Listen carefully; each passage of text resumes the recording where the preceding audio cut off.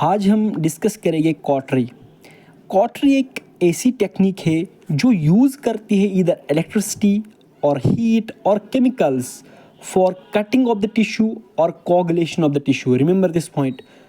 Cautery के दो use है, इधर कटिंग ऑफ द टिश्यू और coagulation of the tissue by using the electricity, heat or chemical.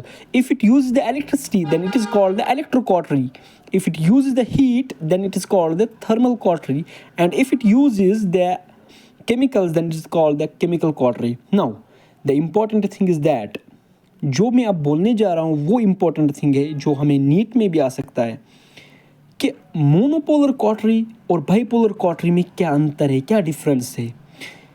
Monopolar cautery, as its name indicates, that it is a single electrode and it has a two electrodes. But the question is that ये हमें पता चल रहा है कि bipolar cautery में दो electrodes है, तो एक इलेक्ट्रोड से करंट आएगा और दूसरे से जाएगा तो सर्किट कंप्लीट होगा।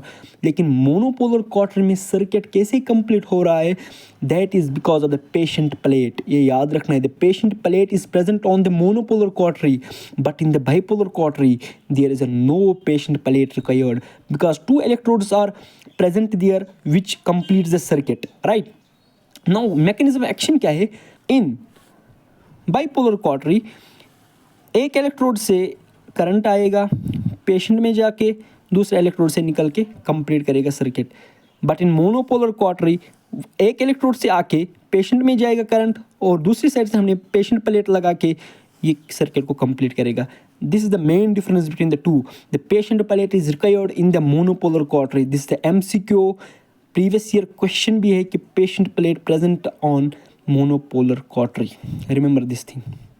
Now another very important thing is that the monopolar cautery has two uses. One is the cutting and another is the coagulation. ये हमें कटिंग ऑफ द टिश्यू में भी यूज होता है और कोगुलेशन, कहीं पे भी हमें अगर कोगुलेट करना है, हीमोस्टेसिस अचीव करना है, तो वहाँ पे हम मोनोपोलर कॉटरी यूज कर सकते हैं। लेकिन bipolar cautery is used only and only for the coagulation purpose, not for the cutting purpose. This is the very important thing which you have to remember for both NEET as well as INICT. Thank you.